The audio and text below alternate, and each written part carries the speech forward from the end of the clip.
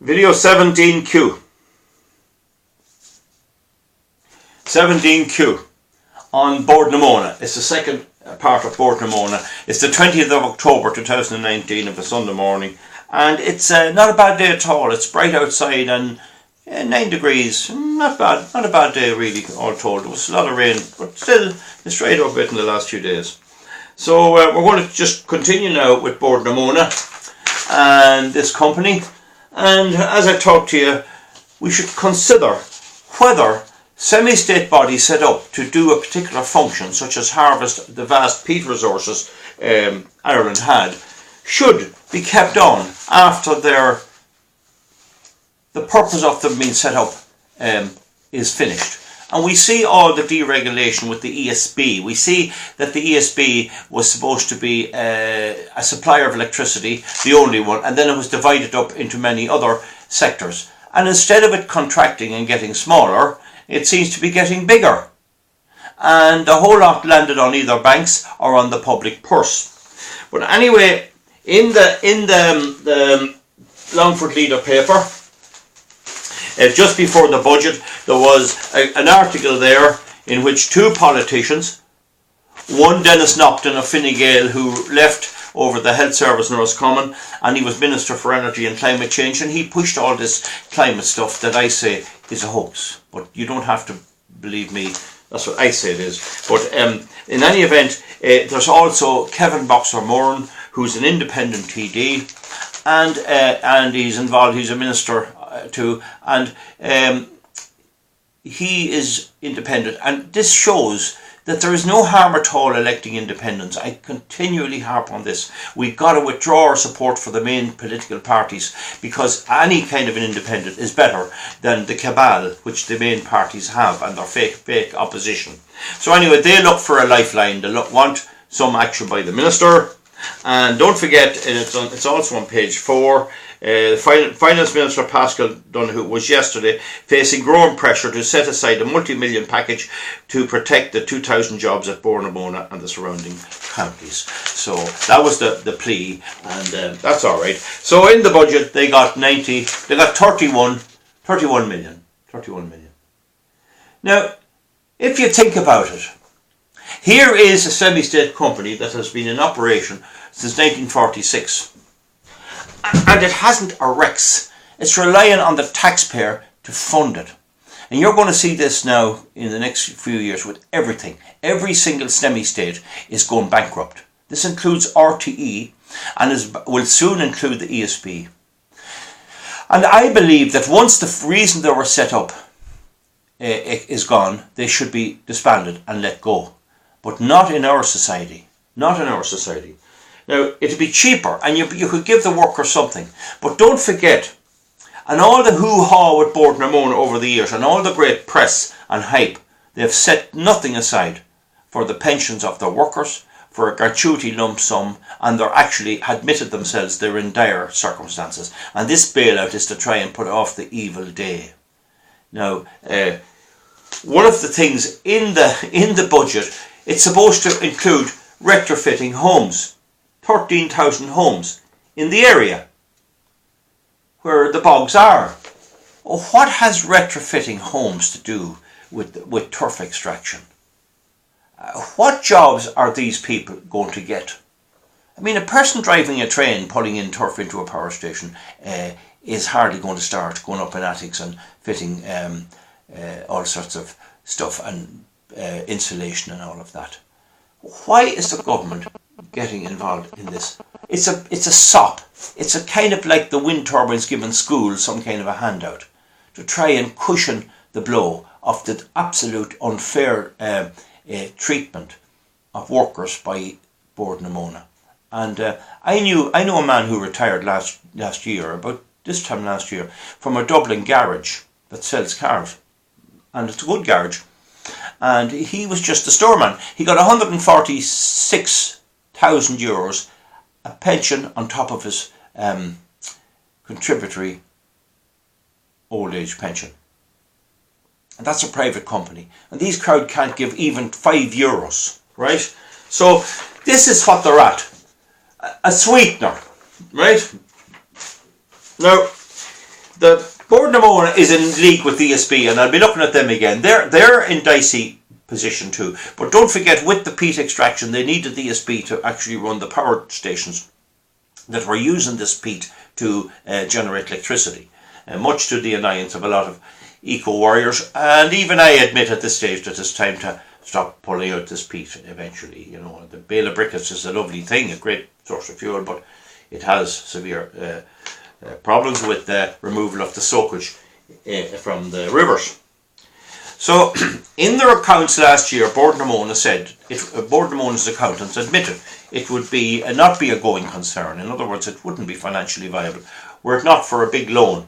Half of it is carried by Board of Mona and the other half by ESB of 90 million a whack, 180 million to build the Owen Winnie wind farm.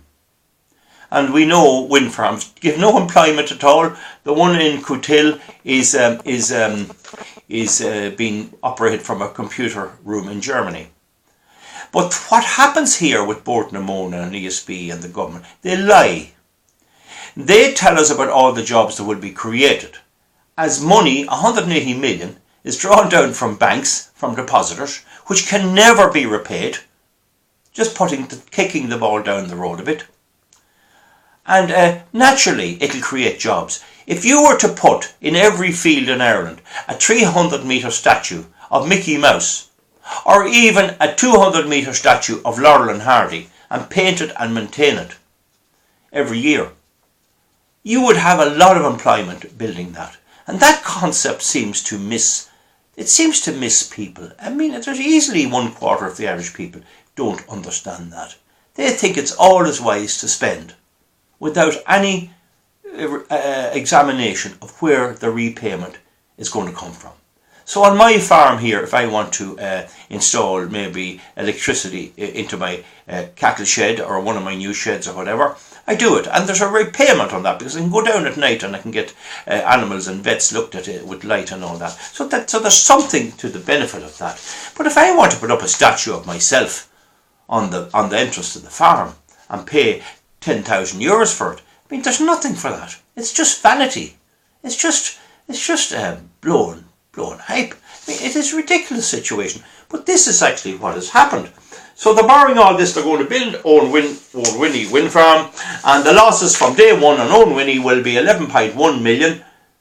In other words, it'll take maybe up to 80 years to pay back the capital sum. They'll be able to pay their expenses and they'll be able to pay their interest on the loan. Well, it'll take about 80 to 90 years to pay back the capital sum, and the wind farm will be gone in 20 years. So I think you don't need to be a rocket scientist to understand that that's broke before it starts.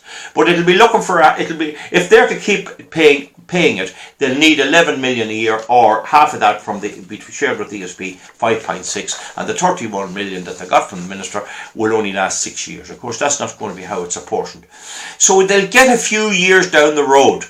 I'll be able to draw maybe 6 million of this and let the ESB pay the other 6 for a couple of years, and they'll still have maybe 14 million over for other certain things. Now they're breaking out into recycling of waste, which I think should be left to private enterprise. And don't forget, we have waste to heat power stations in this country. There's one in Drogheda, and it's not been allowed dispatch at all because it's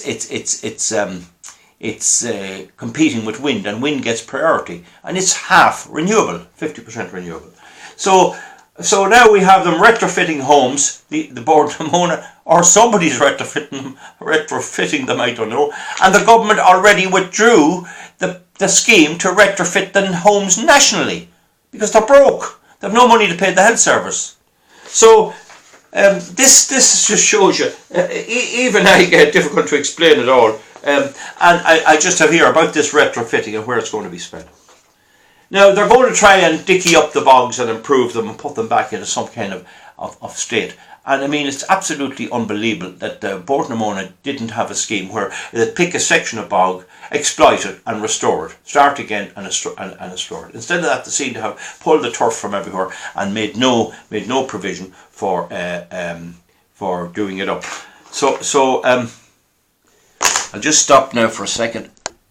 So on this article here from Shannonside News, Seamus Shannon writes, I think it's Shannonside Radio, 6 million of this money is put into improving and redoing and fixing up the bogs. And what it says is the fund addresses the wind down of Bord na Móna peat operations and resulting job losses, providing for schemes for bog rehabilitation to the tune of €6 million. So we have less than half of the. No, sorry, we have less than. We have one fifth, less than a fifth. Less than 1/5 of this 31 million to rehabilitate the bogs, and so I dealt with the rest of it. So that'll show you, like, a few pound would be no harm to get the bogs into place, but they're branching out into all these other areas. And you may be aware that they applied for planning permission for an Offaly power station, and part of that was that they would bring in biomass, which is wood. And one of the reasons Bord Pleanála refuses was inadequacy of the indigenous biomass supply in the state to serve the development and consequent high dependence on imported biomass, contrary to European Union and national policy.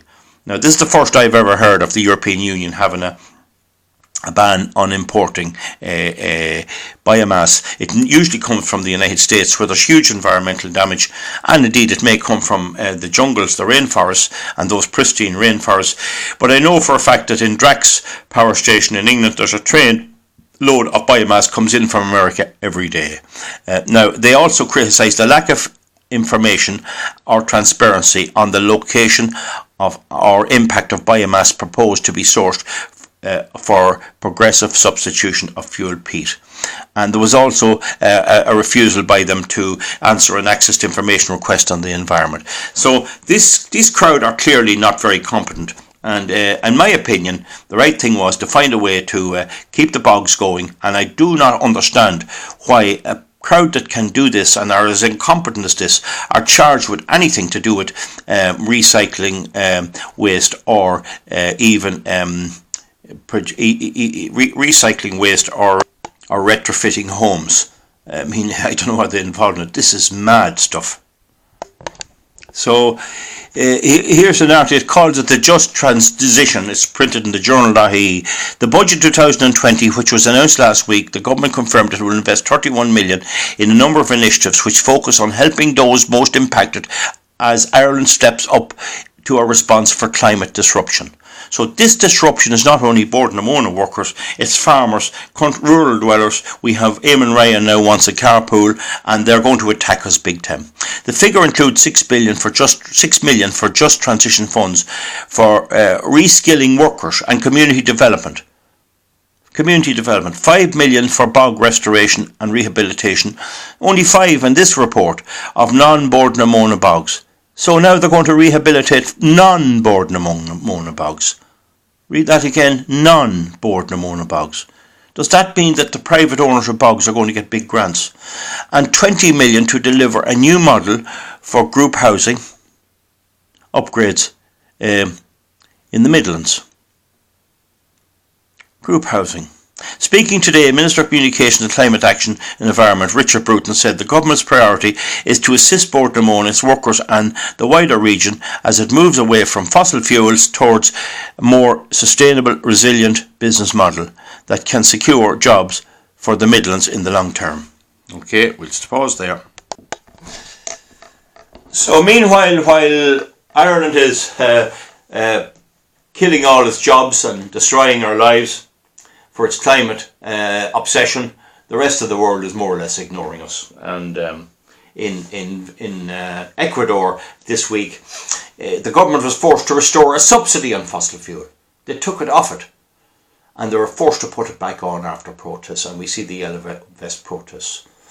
And all I can say here on this, and it's such a comedy of errors, it's such an unbelievable, illogical thing that they're doing. Surely the thing to do was wind down Bord na Móna. Over the years, make sure they had money invested for genuine pensions and payoffs and redundancy for its workers, and let them go. Why are we keeping a peat company in operation after the peat is gone? What are we doing that for? Is there no EU laws to prevent this what business have they getting into these other schemes? And they're competing then with legitimate private enterprise that would do this. It beggars belief, and the only good thing is that this next year, Bord na Móna is going to get the bill for its own wind farm. They're going to have to fork up, or they're going to have to fiddle the accounts, and we know what they'll do. They'll do like all the rest. They will fiddle their accounts. So in the end of the day, the taxpayer is called in to bail out dysfunctional, incompetent state organisations. And this is why all the left, they love this state involvement. They want the state running everything. And we have to come up with our taxes to pay for it. So I'll let you go on that at 15 minutes. And I'm not as informative as I'd normally like to be. It's just that this is such an absolute unjust mess. And the only thing it proves is, whatever else you do, if you vote for the established parties, you're going to get this. You're going to get the taxpayer on the hook for every single thing, every single dysfunction and incompetency. And at least with Kevin Bops or Morgan, the people down there, they have someone to speak to them, for them or whatever. Whether it's in the right direction or not, I won't to say. So right, I'll let you go on that, and thank you very much, and we'll see you back then in for another video soon.